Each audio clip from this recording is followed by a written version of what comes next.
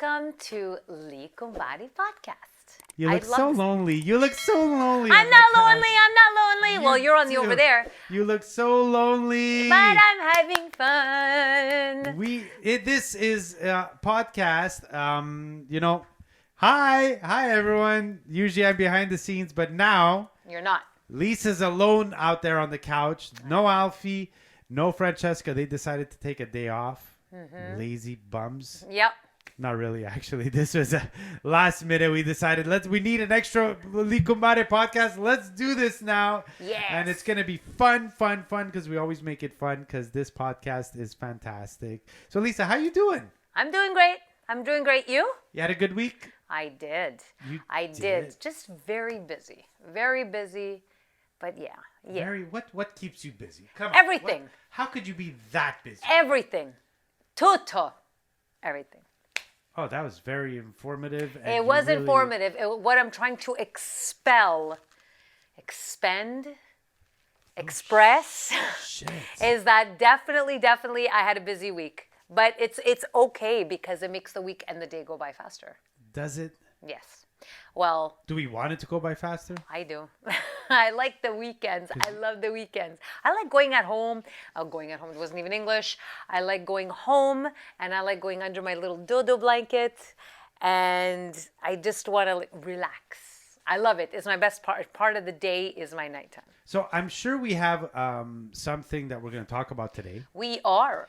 But you know what? Before, what I want to know is what did you eat tonight? Like, what was dinner? Because food is it's Gli Cumbare. I'm Italian. You're Italian. Like, we need to have something about food here. So what did you eat tonight? I had some white pasta. I had an aglio olio, but I did it with bacon. Oh, so it's not really an aglio olio. I mean, it's no, it's like a bacon olio. Amazing. Baccanolio. Okay. Baccanolio. Okay. So then I had salad. I had asparagus. And yeah, it was a very, very light dinner. Was it tonight. Spaghetti? That's great. No, it was fusilli. Fusilli, fantastic. Yes, wow. yes, it was See, now I'm fusilli. hungry again. Yeah. So I had that, and I put the Parmigiano on top afterwards because I like salty. I like taste. Well, you're gonna put pasta, any pasta, no matter what pasta you make. Yeah. There's Parmigiano happening. I love it. Parmigiano. There's that. It could be Gran Padano. It's okay. I have Gran Padano. It doesn't matter which type. Yeah. It doesn't have to be Parmigiano Reggiano all the time. It but does. There's definitely. No, it does. You know, I've put cheddar on pasta. I put cheddar cheese. No. I've grated cheddar cheese on pasta, like a sharp cheddar. And when it melts, it's fucking awesome, man. Yeah, I can imagine. I can totally imagine. It's amazing. Any cheese goes good on pasta. I used to put ketchup on rice. Just saying. Oh. That was a long time ago. All right, this podcast is now over. It's true. It's that true. Did not just happen. It's a weird taste, but it was yummy.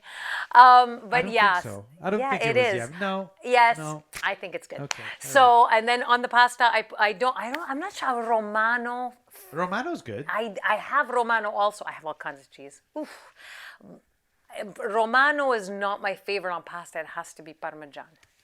Any fucking cheese. No, I like Parmesan. And I can eat it in blocks for Parmesan, how good it is. I know. But when you look at the price tag, you don't eat it in blocks, fuck. I know. Take a shaving, put it in your mouth, and get That's when you hope your parents will buy you the block. And you say, fucking expensive. Beautiful. But that block doesn't last long with me. It's really good, though. I know, I eat it a really lot. good. But I eat like, not shards, but like, morsels. Morsels? Thick. Morsels. Okay, sorry. I just need to know what you ate. And, excellent. I had rice. I made a chicken fried rice. Oh, nice. Yeah, it was good. Chicken fried rice with some egg rolls. I have nice little egg rolls and string beans. Oh, good. Cabbage. It was... it's good, that. But chicken fried rice is... you can't beat it. Homemade, no, you can't. It's delicious. Can't beat it. So it's... anyway, I didn't go Italian tonight. But it's okay. I wanted to know what you ate. But you don't have to go Italian all the time. You know what? It's funny. I don't like to go Italian all the time. 3 out of 5 nights for sure. Yeah. It depends. Sorry. It depends on my mood. Okay. Well. Yeah, because I don't make Italian every night. Okay. I will change it up. So that's me. You know what I do? I do change it up all the time.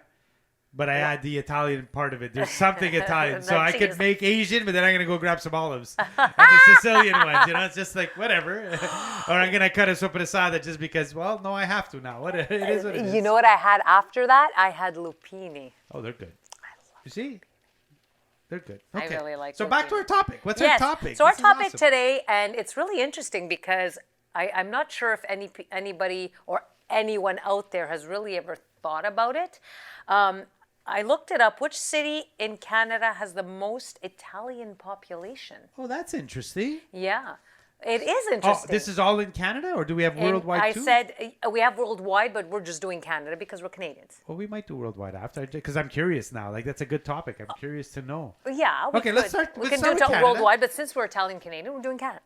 So, well, for now, and then we can do international. So, Canadians of Italian origin account for 4.30% of the population, which is the 8th single largest group, which is crazy. The 8th in Canada? Yeah. Okay. So they say Vaughan, which is the north of Toronto. Uh-huh. It's the Canadian city with the greatest proportion of Italian origin. From there, second. Wait a minute. Hold on a second. Yeah. More than Toronto? More Yeah, Vaughan. Vaughan, north more of than- Toronto. Yeah. Is Toronto on the list? No, actually, second to that, and you're gonna freak out, is Saint Leonard. Yeah, baby! 44%. 44. The OG! Woo! Yeah, man! So that and the island of Montreal in its entirety, of course, a close second at almost 40%. So St. Leonard has its own, and then 44. Montreal. Yep, the rest of Montreal. Fuck yeah. So imagine St. Wow. Leo was like the hub. What's RDP considered? The rest of Montreal.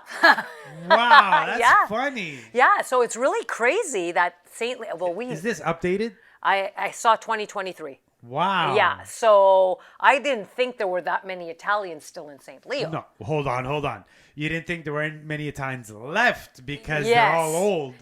But there's Nah, a shit ton of... even the young ones. When I was there, when I lived in St. Leo, it was only Italians. Yeah, when I lived in St. Leo too, it was only Italians. Only Italians. Yeah. So It now was- a lot of them moved out because Yeah. it's expensive and Yeah. stuff like that. So we all moved to Laval and stuff. we're all you in and I like did. that quadrant, yeah. But I mean, Except for the Greeks, they're in Chamonix. the saying. older generation stayed. So I guess there's still a lot of them around. I Great. would imagine. I remember when we were in St. Leo, it was saturated. So where's Toronto on the list? How is that possible? No, they don't have it. Now, the next question is where in Canada has the most Italians? So this one is Italian origin. Now, where in Canada has the most Italians? So the majority live in Ontario. Oh yeah. 900,000, which is 7% of the population, they live in Ontario. And 300,000 live in Quebec, which represents 4%. But it's not broken down by city? No, this one is just now the province. And basically, 80% Italians of the national population. 80%. What about the rest of Canada? Doesn't do it. Canada doesn't matter. Are you serious? There's nothing there? There's The rest- nothing left. It's really Ontario. The major concentrations. I guess it's all east. It's Ontario and Quebec. I know a lot of Italians that live in Vancouver. I'm and sure, but there's tons. I'm saying, do they comprise of this nest? Well, you know, my parents go to Hawaii every year, and Yeah. they spend the winter there. And all their friends now, they have like 50, 60 friends that always end up going to Hawaii. Mm-hmm. They're all from the West because obviously, you know, for us to fly to Hawaii, it's super far. And from Vancouver and Edmonton, it's like 5-6 hours, 7 hours at best. Yeah. So there's a lot of Western Canadians that go to Hawaii, and all their friends are Italian from out west. I can imagine. I'm surprised that they don't. Well, according to my research, that's what I had discovered. Basically, it is Ontario, which Vaughan, I'm very surprised because I know they also have. How did Woodbridge not make the list? Exactly. I was just going to say Come Woodbridge. Woodbridge was very, very popular, but You know what? Google, if you don't mind, you have 2 seconds to Yeah. Google how many Italians are in Woodbridge. That's I've been to Woodbridge, and it's it's pretty serious. quite a heavy Italian. So, how many Italians are in Woodbridge? Yeah, I'm curious. Oh, Woodbridge is in Vaughan. Ah, that's why. Okay. Okay. There you go. There So you go. Vaughan comprised of where? That's why. Exactly. Okay, So I that's got you. why they're considered the Greater Toronto Area. And which city in Canada has the most Italians? And they're saying Toronto. Oh, for sure. Yeah. Over, and Montreal comes second, and third it says Vancouver, where Yeah. they number I figured 87,875. Vancouver was pretty high. Calgary too has quite a few, but Vancouver just has, Vancouver, due to yeah. weather reasons, Vancouver became a serious contender for Italians because it's warmer. But that's crazy. It's crazy. When eh? you think about it. I mean, honestly, well, you can consider that, as Italian Canadians, we have our pockets. Like I'm sure Greek culture has their pockets, right? And like look at Laval. I mean, they're all in Chomedy. They used to be in Park X, right? still So there, yeah, no, it's a different demographic now, or more of a different. I demographic. was on. This is hilarious. Sorry, am I cutting you off? You want to finish? It's okay. So go ahead. Because I was driving on Jean Talon Street, and I had my kids in the back, and we're driving down, and I'm just driving because I went to Saint Michel Metro, and I was whatever, driving on Jean Talon, and I've worked up and down Jean Talon. Jean Talon is a humongous street in Montreal. Yeah. It goes through the whole city practically, but it's hilarious, and someone, I think my kids mentioned, or someone mentioned, it's so ethnic, Yeah. but it changes. Yep. So you start on the east end of Montreal on Jean Talon, and you're gonna hit.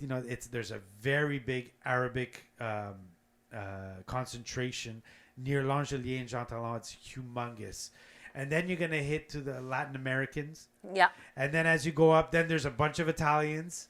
And then as you go higher, Saint Michel, like you're passing Saint Michel and Jean Talon, there's a lot of Italians, but then you get your little Asian area. And there's tons of restaurants, and then it stops. And then when you get towards St. Hubert, it's very Mexican, very Latino. And then as you go higher, That's you're gonna crazy. you're gonna hit Côte de Neige, and this is all on Jean Talon. Côte de Neige, there's the heavy Indian population on between Jewish. Jewish. First. I thought it was gonna be Jewish. Yeah, yeah, No, yeah. but there's a heavy Indian population after that. All the restaurants are Indian, Pakistani, and it's very, very, very, very Asian. Indian, sorry. And Yeah. then Asian after that. And then it goes into like Côte Saint Luc, which you've got a lot of Jewish people. It's crazy it's how that insane. one street has every ethnicity possible. And it's a beautiful thing to see because like 5 minutes from each other, you're going to run into like, Mexican, a Latino, supermarket, an Italian pizzeria. It's yeah. really cool, man. It's But- really cool to see. Where I was raised in LaSalle, and I remember there were a lot of Italians even in LaSalle, and the demographic has completely changed itself over now. Well, So it's- you see their pockets, but you see other different ethnicities as well, and I think that's where anywhere that you go. But I think because you're Italian, you have that, and our parents came here and they brought their families here, and so every ethnicity most probably did it. But it's interesting to see that Italian Canadians, the pockets are concentrated in Toronto, Montreal, and Vancouver. Like it's so sporadic, like just 3 areas, and it's predominantly in Toronto. But now, what happened was the generation back in those days when our parents came and stuff, Yeah. you didn't speak the language. So everybody went to the same area because you can my grandfather never learned English or French. Oh, that's My interesting. grandfather came in 62. He lived till 1990, late 90s. Oh, God bless. Yeah, so he lived 35 years never knowing one language because where he lived in St. Leonard, Yeah. he can get everything done in Italian. And he did. Of course, Right? Leo, the hub. But this next generation, now we all learned English and French. So you're going to get Italians going. We can go anywhere. I don't need to be in an Italian area. I can go to Côte Saint Luc and I can buy a house there because I can get by. I'll speak English. I'll speak French. I'll be fine. Yeah. Whereas back then they couldn't. And that happens with every nationality, right? So right now we have a lot more in Quebec. We have a lot more French speakers that come in. So they, they kind of stay amongst their own, but their kids eventually are going to go to another area, or maybe it depends, if they might stay there, but They go to schools and they sort of, and I think it's very important for them to do that. And, being Italian, you have to have a certain pride that goes along with it. I'm sure every culture too.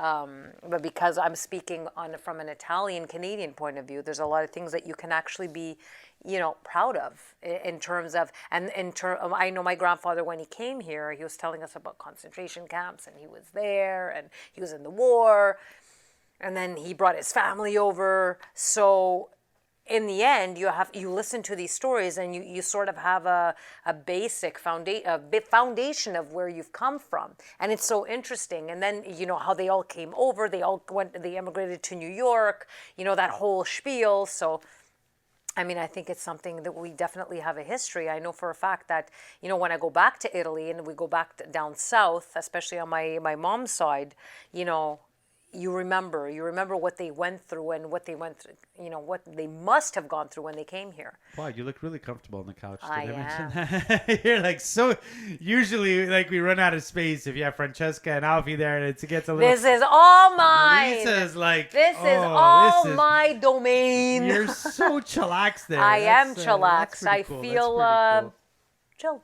So wow, what an informative episode! Now We're talking is. about. I feel smarter. I don't, but but I know that we all can't be the same, Vanny. Vaughan consists of Woodbridge, so now I know that, and I can look smarter in front of my Ontario friends and family. Yeah, I know my aunt. My aunt is in Ontario too, so yeah. So do we have a segment today? We have yours. We have mine. Yay! This is Stef's Gig. It is.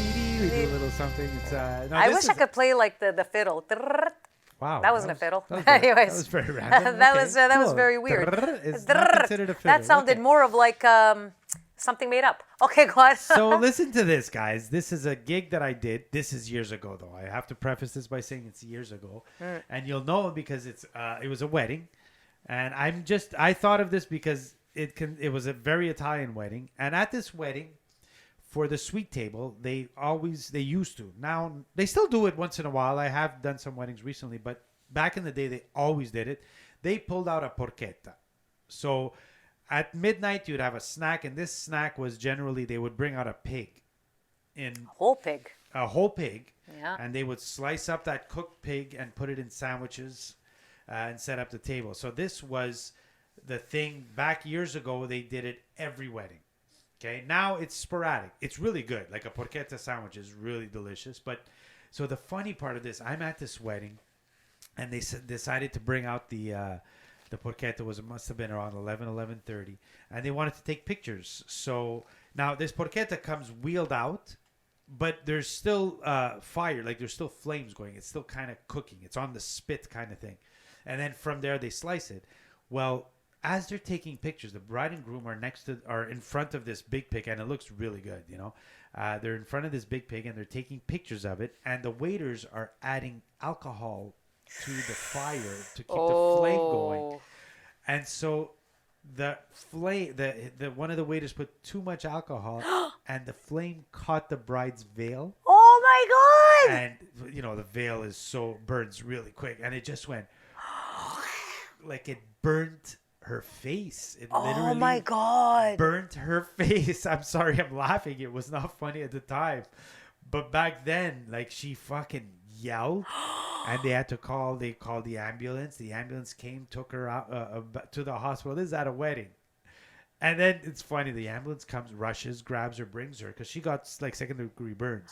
Poor thing. And then like someone comes and says, "Hey, you gotta." I was part of the band. And they said, "You gotta go play some music. Don't kill this party." I'm like, "What do you mean, don't kill this party? What the fuck? It's already dead." You know what? It's Raining Men. What am I supposed to play right now? Who's gonna dance? But anyways, I went up on stage and I said, "Let me try and make people dance."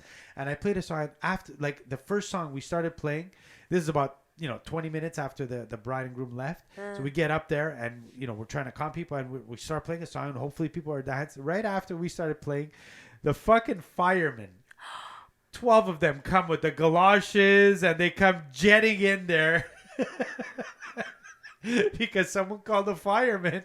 Oh my God! They come running down on the dance floor. Where's the fire? Fuck, that happened 20 minutes ago. Anyway, the bride eventually came back. The bride and groom, we were finished. We stopped. We played like maybe half an hour. Everyone was like, "No, fuck this shit." we stopped playing. We were tearing down, and the bride and groom literally came back around 2 a.m. Oh my God. because the hospital saw them quickly. She had little burns, and she had a couple of patches on. It wasn't that bad in the end, but people freaked out. And yeah, that was my that's my fucking story, guys. Oh my God, that is How funny is that? crazy. That's fucking funny. That's fun. Now, I mean, That back then it was poor not. woman. It was fucking funny, man. It's a story to remember. I don't think it was funny for her. And back then, we used to go to Cafe Milano's after the wedding, and all the bands and DJs would kind of meet up there and talk about their weddings. And we walked in, and we're like, guys, you'll never hear this again. Like, the fucking bride got burnt by a pig. Oh my God. It was quite funny. I'm not That going to is lie. crazy. Yeah. Oh, poor thing. Yeah, it was hilarious. Thank actually. God. I hope they took all their pictures earlier. Well, I don't believe they kept the burning picture. Well, no. I mean, oh no. That's just horrible. Funny. Like, you're such a... I've seen a lot through these gigs. I'm not gonna lie. Yeah, I know. I have seen a lot of shit to the point where I can't even remember them. This happened. I remembered this one because I think you and I were talking and we were talking about porchetta, and that's just the minute we brought up porchetta, which because there's a place in town that's really good for porchetta, and I don't know, we brought up porchetta, and I said, oh my God, the porchetta. Every time I think of porchetta, I think of that poor bride because I vividly remember seeing the big pig in front and her face getting married. Oh my God, Hilarious! That is insane. It was fucking funny. Anyway, yeah. So that concludes my my rendition of Stef's gigs right now. That's but, quite interesting. It's quite interesting. That's I'm not quite gonna interesting. lie. Anybody who wants to get married, next nay on the porchetta. No, you need to. It's really good. They don't do it I enough know. now. I mean, standing next to the porchetta. How about this? You do the porchetta, you slice it up, and you serve it already sliced up. Yeah, I don't already think cooked that's- and sliced up. Yeah, I That's a can't better eat idea. I can't eat something that looks whole like that, and then you see the head on the spit. You know what? There's a restaurant in town, Daema. It's in Old Montreal. It is rated one of the best Italian restaurants in Montreal, probably in Canada, because it is a phenomenal restaurant. Yeah. And they serve a dish called maioletto, Maioletto, which see? is a baby pig, and it's literally the head of a baby pig, and it is the best piece of meat that I have eaten.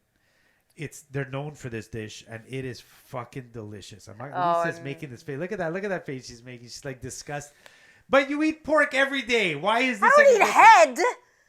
Well, I don't eat the brains. It's just the meat on the outside, and it goes down to the neck and everything. Oh God. It is. That guy. That tickles my gag reflex. It is a delicious piece of meat. I'm not gonna lie. If you order the maioletto at Daema, you are gonna be in for a treat. Yeah. Yeah, she's not ordering. Go there and order a salad. Okay, I'll order a fucking meat dish. What do you mean a salad? Ah. No, I won't order a salad. I'm a steak person. Okay, there you go. I like Well, so the cow And is chicken. okay? And chicken. A cow is okay. Yeah, but not his face or his head. What do you do with his face? You don't look at it. You That's think what he looks you at do. you? Why don't you ask them? I don't want to eat anything that can taste me. That's all I gotta say. Okay.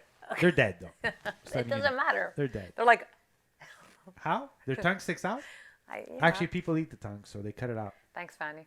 Just letting you know. Just letting you know, my Especially mother eats Italian. chicken hearts. Just Yes, saying. because back in the day, you ate the whole animal. You did not throw anything because food. I don't eat whole animals. Food was not in abundance like it is today. So back then, That's you okay. do not waste I don't. anything. It's disgusting, but it is what it is. It is gross. On that note, On that note, I hope everybody ate already. that was a very informative. It was. So, So you can see us on YouTube, Facebook, Instagram. There you go. And we have little clips everywhere that circulate because they're so funny. So guys, stay tuned for that. And our sister, well, no, actually our cousin podcast, Let's Talk It Out, and our other cousin podcast, Sessions with Stef. So thanks for so much for tuning in. We'll catch you next time. We'll be back with Alfie and Francesca next time. Yay. Have a good one. Bye. Bye.